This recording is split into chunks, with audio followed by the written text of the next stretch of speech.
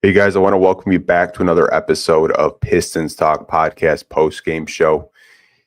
Man, what a game. Pistons just got done playing the Utah Jazz. One home game before they go on the road two more times this week against Brooklyn and then to end the week against Philly in Philly. But let's get into these quarter notes. If you're brand new here, what we do is we go over these quarter notes and then I open up the show to any comments, questions, overall thoughts with this game. Feel free to drop them in the live chat if you are watching on YouTube right now. But let's get into these quarter notes and we'll just kind of talk about the game. So, no Tobias Harris for the second straight game. He's still dealing with a right ankle sprain, I believe it is. No Marcus Sasser. Still no really update there with his hip impingement. And obviously no Jaden Ivey. But there was some good news as it does pertain to Jaden Ivey. If you guys follow Hunter Patterson on Twitter, he had posted a video of Jaden Ivey on a stationary bike. And Ivy is very close to be getting reevaluated. I believe it's next week, but don't quote me on that. I believe it's the 13th of November would be the official 4-week date for him to get reevaluated. But they didn't have those guys in this game. Sar Thompson started off very strong in this game, attacking the paint. And it looked like it was going to be the Svi Mihailuk revenge tour. Svi actually tied a career high against the Pistons tonight. He had 28 points, but he was cooking. The Pistons left him open quite a bit in this first quarter. Utah went on a 10-0 run. And the half-court sets were just really bad. The Pistons just had a situation in this first quarter where they just weren't comfortable. But towards the end of the first, LeVert did give the Pistons a little surge there. And they only trailed in this first quarter by 2. It's just been something where this team has struggled to start the game off strong, but it was 30-28 to end the first quarter. Coming out of the second quarter, LeVert was scoring a little bit, but then he kind of got a little bit cold there. Did take a couple of shots where I was just like, wasn't really needed. And the non-Cade minutes were really rough to me personally in the second quarter. Utah just forced the Detroit Pistons to take some really low percentage shots, in my personal opinion. So you have to credit Utah for that. And we went 4.5 minutes without scoring a basket. Duncan Robinson did end that drought. He did hit a corner 3. And then Jalen Duren, probably the last 3 minutes in the second quarter, it was a Jalen Duren run. He scored 12 straight points, and he got the Pistons back into this game. And there were 3 straight defensive possessions, 2 by Isaiah Stewart, 1 by Sar Thompson. Stu had 2 blocks consecutively, and then Sar Thompson ended the second quarter with a very nice block on Yusuf Nurkic. And the Pistons only trailed 2 going into halftime. It was 55-53, so Utah did have a slight edge there against the Pistons in this first half. Obviously, Cade Cunningham didn't really look to score too much in the first half. We'll get into him and his performance towards the end of this game. Going into the third, Cade was looking to score more. The Pistons defense really came out in the second half aggressive. They contained Utah to a very low shooting percentage in the third quarter. And Detroit just kept attacking the paint, and that is something that we've talked about a lot this year. This is a team, obviously, from a roster construction standpoint, they're not the same three-point shooting team as they were last year. Obviously, you lose Malik Beasley, you lose Tim Hardaway Jr. You do have Duncan Robinson and Caris LeVert to kind of fill the void there, but this is a team that has been living in the paint, and it was another game where they dominated the paint. Another game where Jalen Duren had 20 points. Stu was crashing the glass. Paul Reed was crashing the glass. Cade was looking to score in the paint. Same with the Sar Thompson, who had 18 points tonight. So, the Pistons do end the third quarter with a 78-69 lead. Heading into the fourth, it was Cade Cunningham's time to take over.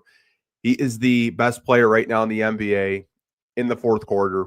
Him and Tyrese Maxey are 2 of the best in the NBA right now, but Cade took over. 19 straight points for him to really close this game. Only other thing worth noting, something to keep an eye on because we do play 2 more times this week. Sar Thompson went up for a dunk and he landed kind of awkwardly, did limp off the court. with some help. I don't know if it was just a cramp or what. We'll probably get an update probably by tomorrow or so when we do get the injury report. So hopefully it's nothing serious there with the Sar Thompson because he's one of our better defenders. But the Pistons win this one 114-103. And this is a game that I felt like I think a lot of Pistons fans saw Utah. They know what they've been going through, and they thought this was going to be an easy win. This was not an easy win. Utah, to me, always feels like a trap game. Anytime we play the Jazz, it feels like a trap game. They always play the Pistons very competitively. The third quarter defensively, I thought was really key for the Pistons to get out to a lead and keep the lead. And Cade's fourth quarter heroics, as of late, have really helped the Detroit Pistons help them, pad leads and keep opposing teams like the Jazz tonight from coming back into this game. But I do want to open up the show to comments and questions. I do see we have a couple in this one right now. So we're going to open up the show to comments and questions. And I will definitely be trying to answer each and every one of questions you guys do drop. But let's get into this part of the podcast. So Rocky gets the first question tonight.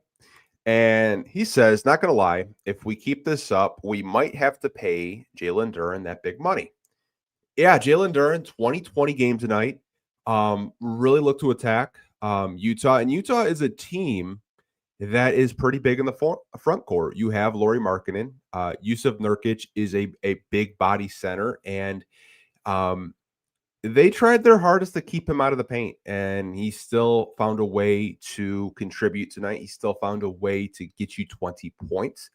Obviously, we all know the storyline with Jalen Duren that his camp was seeking big money for his next contract extension. The Pistons and Jalen Duren obviously did not come to terms this season before the season started. He will be a restricted free agent this summer. And from my understanding, from listening to Trajan, they left on good terms. There were no, bad conversations. I think the Pistons really like the core that they have. Have to remember, Jalen Duren's 21. He'll be 22, I believe, in a couple of weeks. But, there's still a lot of things that I think he's just scratching the surface. In terms of contract extensions, like he said he wanted north of $30 million. If you keep producing the way you're producing, I don't really think that's a question. I think that's something that the Pistons would like to get done if they can. If they can kind of, pay him and still be somewhat competitive without getting into the tax or the apron. I think those are areas where they'll look to improve. Trajan, mentioned on the Zach Lowe podcast, if you guys haven't watched that, definitely do. He was on about 2 weeks ago talking about they want to, keep this core intact, but also stay competitive. So you can kind of read in between the tea leaves there where, Pistons like the core that they have, but, if some of these guys are asking for, big money, some other players might have to go. They might have to, make business decisions on who they want to keep long-term. And you can even just kind of, if you guys watch the post-game show on FanDuel, like Cade Cunningham said that he believes that Jalen Duren is the best big in the league. And obviously that's his guy. That's his lob threat. But I think there's a lot of positives with Jalen Duren. The effort is much better. If we kind of just have revisionist history of last year, I remember the conversations we were having last year with Jalen Duren and the effort not being there. He's way more focused. He's way more locked in. I think he's only had maybe one bad game, in my personal opinion, that I can remember just off the top of my head in these first 8 games of the season. But I was really impressed with Jalen Duren, back-to-back games where he's gone up against, guys that are pretty bigger in the front court and Jaren Jackson Jr. And you went up against, Lauri Markkanen. You went up against a Yusuf Nurkic. Obviously, Nurkic is a little bit older. He's kind of on the decline a little bit, but he still went out there, attacked the glass, scored, and impacted the game tonight, in my personal opinion. I want to get to a couple more comments and questions with you guys. And I do see a pretty good one that we're going to put on the screen, and it comes from Red Baron. Shout out to Red Baron. Haven't seen you in a while, man. Hope you're doing well. And he says, winning games while we're still figuring things out is a sign of a good team. Tom Gores better be prepared to pay the luxury tax. I'm dying to know what their offer to Jalen Duren was this past summer. I know we just kind of talked about his camp wanting north of $30 million for an extension. And I kind of want to talk about what he mentioned of winning games while still figuring things out. This team by no means is perfect. This team still makes mistakes. We still have lulls in quarters where we can't score a basket, like in the second quarter. We went 4.5 minutes without scoring the basketball and still found a way to make it a 2-point game at halftime. They're still ironing, I think, a lot of things out. They're trying to integrate Javonte Green. They're trying to integrate Duncan Robinson, who I think is getting a little bit more comfortable each and every game. Karis LeVert shows flashes, and then he kind of shows other flashes of this like low percentage, not great shots, not great process in my opinion. But I think I told you guys I'm going to give him a little bit of pass. Give him at least a good week before we start kind of like, on the anti like why is Karis getting minutes train. I still think, he's coming back from injury. He's still trying to figure things out. And obviously the spacing isn't what it was last season, and he's still trying to figure things out as well. But I mean, overall, I agree with you, Red Baron. Winning games while they're still figuring things out is a sign of a good team. Good teams find a way to win, even if they don't bring their A game. And I think that's what you've been seeing out of the Detroit Pistons in these first 8 games. You can look at their 6 wins, and maybe outside of the Magic game, you could say they could have lost the Boston game. They could have lost the Mexico City game. They could have lost a few games in the schedule very early on, but they're finding ways to win. They're finding ways to overcome the mistakes that they do have, whether it's just not executing in the half court sets. There are games where they're high turnovers. There are games that I think we've come up here and kind of talked about, who's going to be that second option. And obviously it's been Jalen Duren and Isaiah Stewart and Sarr Thompson all kind of taking turns with that. I mean, tonight you had 3 guys, Cade, Sarr, and Jalen Duren, all have great games respectively in your starting lineup. So it's really great to see. Another comment from Ed Barron saying, shout out to Stu for only knowing how to play one way all the time, all the way. What a great leader we have on the squad. Yeah, I talked about that last podcast with Stu. It's like, I think some people, when we first drafted him, they didn't really see like the vision. And I'll credit Troy Weaver for this. Like when he got here, the Pistons really didn't have a center that was going to protect the rim. They didn't really have a center that on the roster that could kind of be that culture guy, kind of be like that glue guy, that energy guy. And Stu is exactly that. He will give you the same effort if you're up 20 or you're down 20. It doesn't matter to him. And I think that's really important on a good basketball team, a winning basketball team. And he is a great leader. I mean, a lot of people talk about Cade. A lot of people, talk about how, he's the franchise guy. But like, to me, Isaiah Stewart is the heart and soul of this basketball team. You hear him in, post games, like saying like, the paint is ours. And the Pistons are the best paint team in the NBA. He talks about how, they have the dog pound, like Jalen Duren, Isaiah Stewart, Paul Reed, Ron Holland, Sarr Thompson, just scrappy defensive guys. And, Stu has kind of brought that, toughness back to Detroit Pistons basketball that a lot of us fans have, been missing for several years, myself included. Like, growing up on the go in the work Pistons and how they just used to punch people in the mouth and just play really great, hard physical defense. Obviously, you can't play the same way you did in 04 in 2025, but they're finding ways to still be effective on the defensive end of the floor. And I think it starts with Isaiah Stewart. It starts with the Sarr Thompson. I mean, you get good minutes out of Ron Holland, Javonte Green, who I think is a very underrated signing by this front office, by Trajan Langdon and the Detroit Pistons. Like, they got some dogs on this team. They really do. Shout out to Red Baron for those comments and questions. Want to get to Pistons fan 11 saying, how do we get more shots for Duncan Robinson and the kind of looks he likes where he's open? That's a great question, Piston fan 11. I appreciate this question, man. I really do. I think how you get Duncan Robinson more comfortable, getting him more shots, in my opinion anyways, is Duncan is the type of shooter, if you're watching, he's not going to just let it fly like a Tim Hardaway, right? He's not going to let it fly like a Malik. Duncan, to me, when you watch him play, he needs a really good screen. He needs space. He needs separation to get that shot off. It's not that he's not capable, because I've noticed the past couple of games he is trying to let those Tim Hardaway S3s fly, but they haven't really gone in as much as he probably wants to. I think how you get him more involved is you're going to be probably running really high screen pick and rolls, more DHOs, and just have him run off motion a little bit more. I think that's how you get Duncan Robinson a little bit more involved. And I think it's also a comfortability thing with him. You have to remember, like, he's coming from Miami and playing with Bam Adebayo and, playing with a center like that and building that chemistry. Like, he had chemistry with Bam for so many years, and this is only his 8th game as a member of the Detroit Pistons. I think he will get better as the season does go on. I've noticed an increase of confidence with him.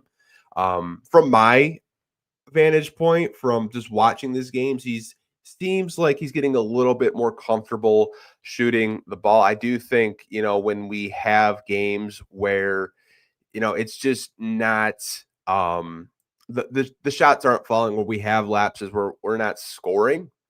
I do think, though, we'll look to get him a little bit more actions, especially depending on how long Tobias Harris is injured. I don't really know, but he's really your only reliable three-point shooter right now. And I'm sure JB Bickerstaff and the Detroit Pistons coaching staff will look to definitely get him more involved soon.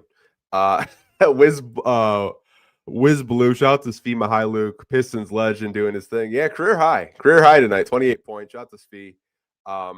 I thought it was really cool, pregame. Grant Long, Johnny Kane are doing their thing, and he went over and talked to Johnny for a little bit, shook his hand. Svi was one of those players that was during the Troy Weaver era. If you guys remember, he was part of the Hamidou Diallo trade. It's funny, I was just actually having this conversation today when I saw Svi Mihailuk. I was like, oh yeah, like he was part of the Hamidou Diallo trade. But yeah, man, like Svi's a bucket. Like you give him that much space like the Pistons did tonight, he's gonna find a way to make 3-point shots. I still think the Pistons need to do a little bit better job of being able, to kind of close out on the perimeter. But I do think that he's a good player, man. Wishing him well. Don't really know how many games Utah's gonna win. Looks like they are trying a little bit harder this year. So wishing Svi and the Jazz well. Shout out to Terry, man. Love this pod. Appreciate it, Terry. I really do, man. Get to a couple more comments and questions with you guys. I do see we got one from Jay Hart. The best part about watching Cade in the fourth is seeing the growth from year one till now is amazing. He really takes that I've been here before approach with the fourth. Comes since that Cavs L and ball out. Yeah, since the Cleveland Cavaliers loss, they have really kind of just said, hey, like, that's not going to happen. That's not going to be us. And they've won every game since that Cavs game. And if you have to remember, that was the very first NBC Peacock game. So it wasn't, your typical local broadcast here. It was more like Austin Rivers and others with Peacock. So they've really kind of stepped up. They've really had things where, it hasn't been pretty, but they found ways to win the basketball game. But you're right, man. Like, Cade, when he does take over in the fourth, the growth from year one to now, like, I remember 2 years ago, people were talking about, we need a closer. Cade's not a closer. Mind you, he was still in his 20s and he was still developing. Pistons fans were, leaving comments like you guys are right now saying, like, we need a closer. Cade's not a closer. And you're seeing now that Cade is closing basketball games. He leads the NBA in fourth quarter points. And that is something that a closer does. That is something that someone in the clutch does. And I think the growth with him is tremendous to see. I think that um, you know, the older he gets, I think the better he's going to get. And I know that it sounds really cliche, but like he's still very young. Um, Turned it on, 19 points in the fourth quarter. Like that's just leadership. Like I thought in the first, quarter, in the second quarter, his shots just weren't falling, but he was still looking to involve his teammates. Had 10 assists tonight. Another 30-point performance by him. But I mean, like, just for him to really, turn it on, know that he has to score the basketball to close this game out. That's something that we really haven't had in quite some time. Like I got a message, and I know this is completely off topic. One of my buddies that runs a Michigan State Spartans fan page left me a 2 minute and 30-second voice message on Instagram. Obviously, I listened to it and I'm like, he's like, I think this is the best team since 2007. And like that's what he's feeling. And honestly, like this team is, to me, I think has room for improvement. This team, I think, isn't perfect by any means, but I think you can start to see just the light at the end of the tunnel with this young Detroit Pistons team. I still personally feel like they're just one piece away. They're one trade away from, for me personally, to put them in Eastern Conference favorites, like to come out the East. I still think we're missing that guy. I don't know who that guy is. I know I saw Wes Weaver. He dropped a comment, and I'll answer this because there's a player that he did mention. Do you think Michael Porter Jr. would be a good trade target? I personally think the contract is a little difficult to swallow if you're the front office with the Pistons because he is on a bigger deal. Funny enough, right, we're going to have a podcast that will be premiering 12 p.m. on Friday. I talked to a Brooklyn Nets podcaster, and we talked about Michael Porter Jr. And then possibly trading him. So definitely be on the lookout for that. But I don't really think MPJ is the type of target that the Pistons would, be looking for just because of the contract. Not to say that the ability or the skill isn't there. I think when you talk about Michael Porter Jr., he's a player that can score at all three levels. And he's actually assisting the ball quite a bit in Brooklyn. Obviously, they're going through a rebuild year, but Michael Porter Jr. is a very good basketball player. I just don't think he's the type of, one piece away conversation that I'm talking about. I can't really think of a player off the top of my head, like what this team needs. I need a little bit more data and a little bit more evidence with this team. I'll probably have a better understanding probably by like Christmas of like what this team really actually needs because it's very early on in November. I think they have a pretty semi-easy schedule, in my personal opinion. They could really, propel themselves in the top of the East. I think as of right now, they're the number 2 seed right behind the Chicago Bulls, but we're only 8 games in, right? We're only 8 games in.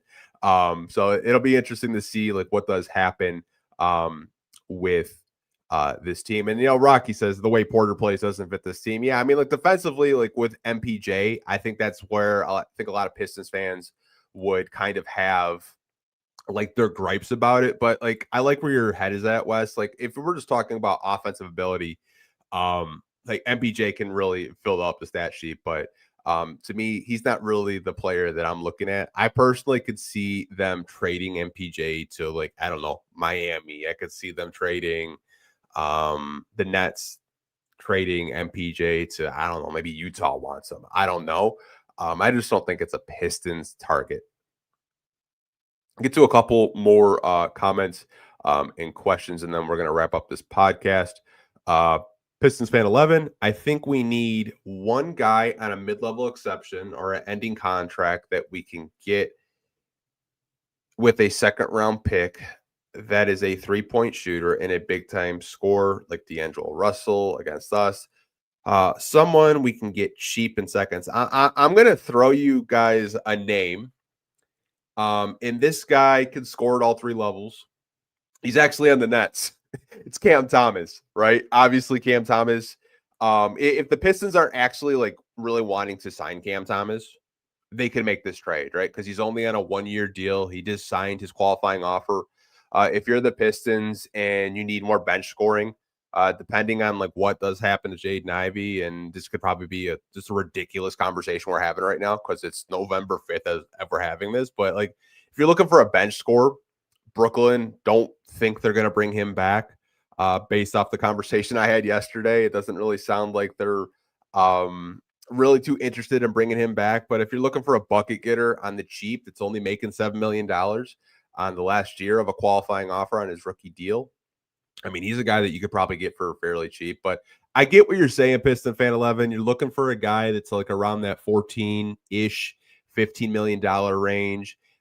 They can provide scoring. Now, whether that is at the guard position, whether it's more at the forward position, maybe more in the front court, I'm not really entirely sure what Trajan Langdon and the Detroit Pistons are going to look like at trading deadline, because I think Trajan is a very careful GM. He will evaluate this roster very thoroughly. I mean, he said straight up that 2 weeks before the deadline, he didn't really know if he was actually going to make an all-in move. He was just gonna kind of see like how far this team could go. So to me, Trajan feels like a general manager that is very cautious, and I don't really know who's going to be out there. I think the names out there right now are just names that we don't want, names that don't make sense, like Ja Morant. Like Ja Morant doesn't really make any sense for the Detroit Pistons. It just doesn't. But we'll have to wait and see like what does happen, with the Pistons. I know Rocky mentioned he really likes Tyus Jones. Yeah, Tyus Jones is an interesting one. I know when I talked to a Magic podcaster, Orlando Magic HQ, they were kind of talking about how they just aren't playing him and he's kind of out of position. There's another Jones that I actually really like, and that's Trey Jones with Chicago right now. He's having a really good season, really good defender, doesn't turn the ball over that much. And I know we don't really have a backup point guard, and it's kind of just been Karis LeVert, and it'll probably be Jaden Ivey when he does come back. I know we're just like throwing names out there, and we're just hypotheticals, right? We're not saying we're gonna trade for Cam Thomas or Trey Jones or anything like that. Like Ivy could come back and our half court offense could be a hell of a lot better. We're not having conversations about having a backup point guard. Duncan can go back to the bench. Ivy could be in the starting lineup, and everything looks a little bit more smooth, right? But we're still waiting for Ivy to come on back. We're still waiting for how this team does fare. Right now, they're playing really good basketball, have a good chance of beating the Brooklyn Nets. I think they will beat the Brooklyn Nets on Friday. I think Philly, I told you guys last podcast, is the one team that I think I'll be paying attention to, because Philly is a team that likes to play fast in transition, and their backcourt of Tyrese Maxey and VJ Edgecombe are very, very dangerous. Joel Embiid is still on a minute restriction, so we're going to have to wait and see what does happen there. But it'll be interesting to see what does happen this week. I see a comment from Larry Jackson. Denny Avdia make any sense? He does, but there's no way Portland's trading him. You look at Denny Avdia's contract; he probably has the best value contract, in my personal opinion, in the league. Portland is actually doing pretty well this year. I just don't think Portland would like really look to trade him unless you're offering future first, or you're offering a player that you're compensating with them. Thiago Splitter has those guys playing really good ball right now. Filling in for Chauncey as the interim head coach, but I don't think Denny Avdia would like really be a guy that they're looking at. Drew Holiday makes quite a bit of money. Again, you'd have to move some contracts around. Not to say that the Pistons couldn't case cracked. He's a good defender even at his age, but I think it just really depends, like what type of players the Pistons are looking to target. CJ from the Wizards, probably not, Wes. CJ's good. I just don't really think that they would want to bring in a shooting guard. To me personally, that I think, I'm not saying that Jaden Ivey and CJ McCollum are similar. I think the way that the Pistons are kind of just thinking about Jaden Ivey is the reason why they didn't bring THJ back, is they want Jaden Ivey to get most reps as possible. And they want to see what he looks like. And he's like Jalen Duren, you guys. He's in a contract year. He's looking to play for his next contract. I doubt the Detroit Pistons would bring in a CJ McCollum or even a Cam Thomas, like I mentioned. But I think they're just really excited to see what he does look like next to Cade Cunningham in this backcourt. We're going to have to wait and see what does happen with this evaluation process and, what the next update is, how his rehab is doing. But I'm going to wrap this podcast up, you guys. We've been going for 30 minutes. Try to do these 30 minutes for you guys. I know we kind of went off the rails talking about players. You guys are just naming random players on the chat and asking me if we should trade for them. I absolutely love that by you guys. If you guys could, on the way out, though, hit that like button.